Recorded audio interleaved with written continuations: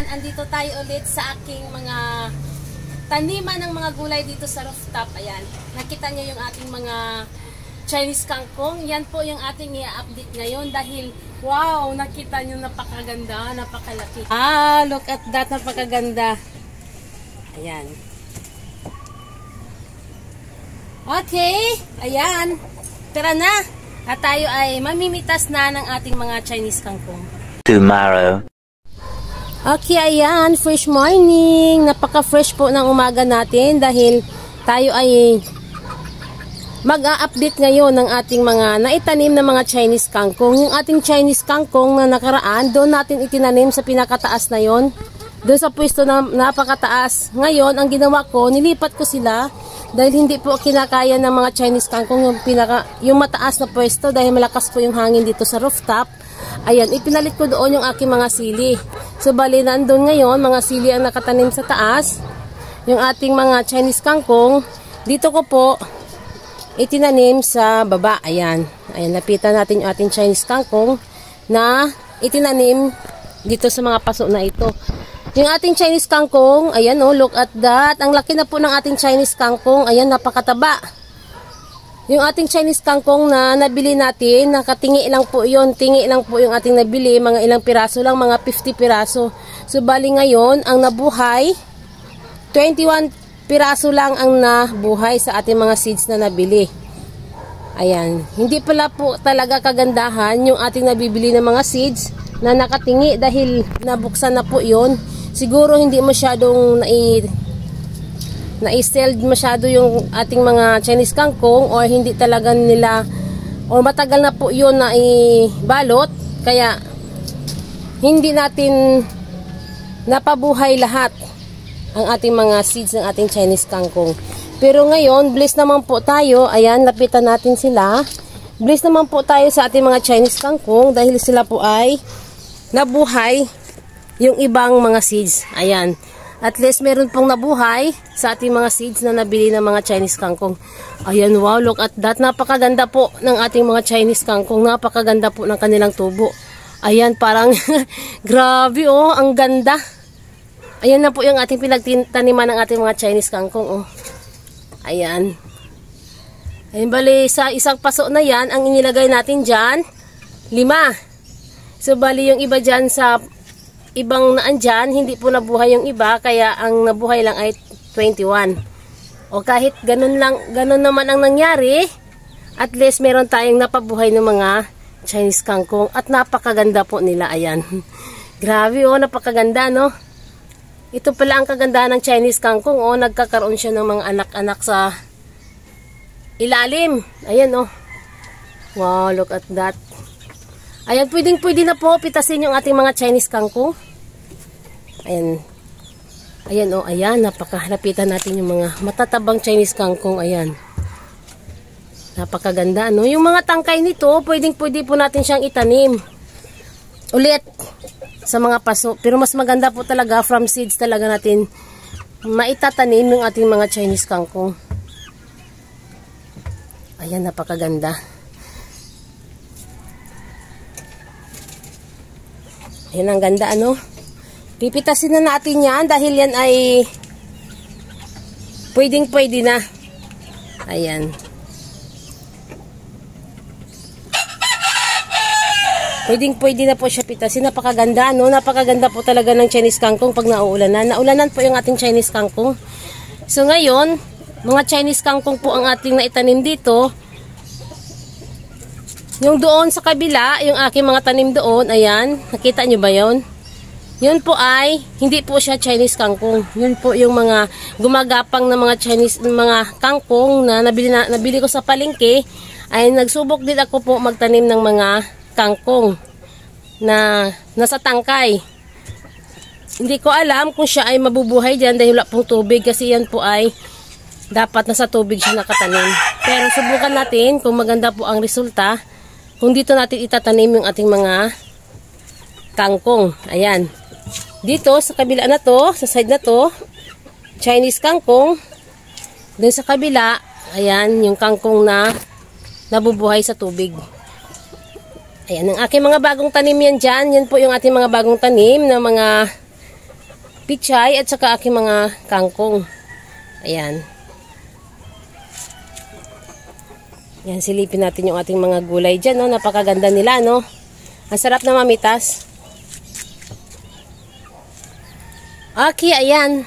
At baka sa sunod na araw or 2 days pa or mga ilang araw, pipitasin na natin yung ating mga Chinese kangkong para yung mga tangkay nito maitatanim ko rin ulit.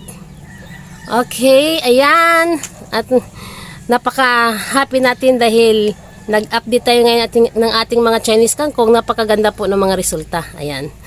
Later. Okay, ayan mga langga. At tayo mamimitas na ng ating mga Chinese kangkong. Wow, look at that. Napakaganda. Ayan. Ito yung ating unahin dito dahil napakalaki na nila, oh. Mga hanggang dito lang ang pagpitas natin para yung ibang mga tangkay na medyo alanganin po sa pitasin. Ayan. Iiwanan natin yung mga medyo alanganin pa siyang pitasin para sa sunod araw. Ayan. May mapipitas pa tayo. Kasi alanganin pa sila, medyo maliit pa. Okay.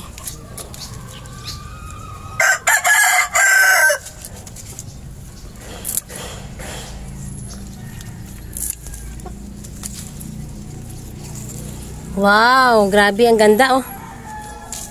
Ayan, kahit hindi gaano kadamihan yung ating kangkong, at least nakapagpabuhay tayo. Kahit sa mga paso lang. Ayan.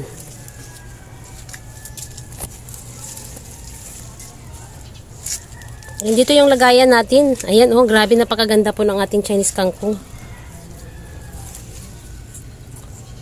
Mga hanggang dito lang ang pagpipitas ko para, ayan. Okay. Lahat yan, pipitasin natin yung mga malalaki na. Pero iiwanan natin yung mga medyo maliliit pa. Para sa susunod na araw, meron tayong ma-harvest ulit dahil mababata. Bata pa yung iba. Ayan, wow. Ang sarap mamitas, ano? Siguro yung mga nasa farm, napaka-bless nila dahil marami silang pwedeng pagtataniman ng kanilang mga Chinese kangkong. Tayo, nasa paso lang, kaya ayan, yung tama lang ang ating itinatanim dahil mahal po ang ating mahal ang lupa dito sa Maynila. Ayan, oh, napakaganda.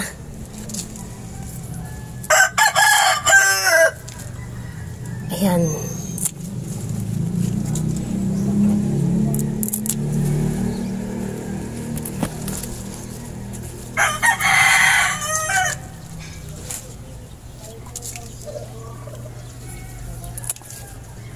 Lahat yan, pipitasin natin yung mga malalaki na para tutubo ulit.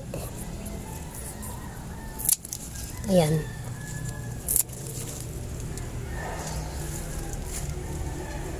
One hour later. Okay, ayan, tapos na tayo mamitas. Ayan, napakaganda, no? Napaka-fresh ng ating Chinese kangkong. Napakalusog nila, no? Ang ganda ng dahon. Ayan, no? Hindi sila bansot. Organic lang po yung ating mga pataba sa ating Chinese kangkong. Kaya napakaganda po ng kanilang tubo, ano? Ayan, tapos na tayo mamitas. Sa sunod na araw, ayan ang ating napitasan dyan, oh. Sa sunod na araw, ayan, mamimitas tayo ulit dito. Sisilipin natin kung sila ay magiging maganda ang tubo kahit sila ay napitasan na. Ang unang pitas natin. Ayan, titingnan natin yung mga tangkay na to kung ito ay dadami pa din yung kanilang magiging talbos. Okay, ayan. At tayo'y bababa na. Magluluto na tayo ng ating mga napitas na mga Chinese kangkong. Ayan. Okay, thank you sa inyong lahat.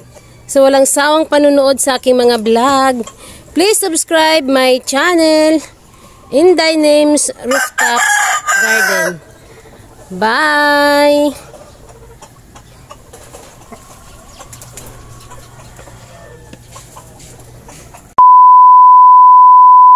A few moments later. Ayan, tapos na tayong mamitas sa aking mga Chinese kangkong. Andito na ulit tayo sa ating kusina dahil Magluluto tayo ngayon ng ating sinampalukang manok na mayroong Chinese kangkong. Ayan, yung ating napitas na mga Chinese kangkong. Nahimay ko na po sila. Ayan, oh. Ayan, dami pala natin napitas, oh. Ayan, pero pag halimbawa naluto na natin yan, tamang-tama lang yan doon sa ating lulutuing sinampalukang manok. Ayan, nakatry na po ba kayong kumain ng sinampalukang manok na mayroong Chinese kangkong? Ayan, mas masarap po talaga yon pag mayroon tayong Chinese kangkong sa ating sinampalukang manok. Kasi nakatry na ako niyan nung nakabili ako nakaraan ng ating mga Chinese kangkong. Binili ko po yon. Hindi ko po yun naitanim, pero ngayon, ayan, fresh na po yung ating ilalagay sa ating sinampalukang manok dahil nakapagpitas na tayo sa ating unang pitas na naitanim ng mga Chinese kangkong. Okay, ayan, at mamaya, magbabalik tayo dito pag ilagay na natin yung ating Chinese kangkong sa ating nilulutong manok.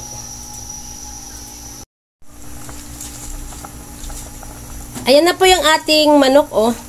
Na ready na natin ilagay yung ating Chinese kangkong dahil malambot na po yung ating manok. Ayan, ilalagay na natin yung ating mga Chinese kangkong na fresh. Wow.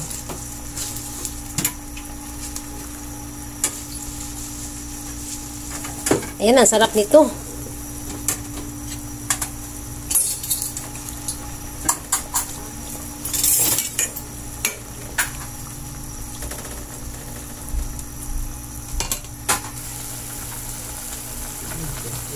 Wow, bango na. Grabe, ang sarap.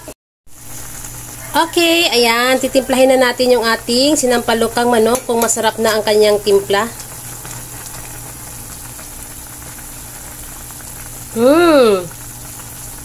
Wow, ang sarap. Grabe.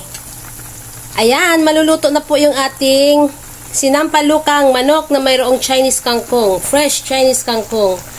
Ayan, sa nagugutom dyan, tara, kain na tayo. Ayan, okay. At tayo ay kakain na, mag-e-end na tayo sa ating pagbablog. Ayan, salamat sa inyong lahat sa walang sawang panunood sa aking mga vlog. Please subscribe my channel, Inday Names Rooftop Garden. Bye!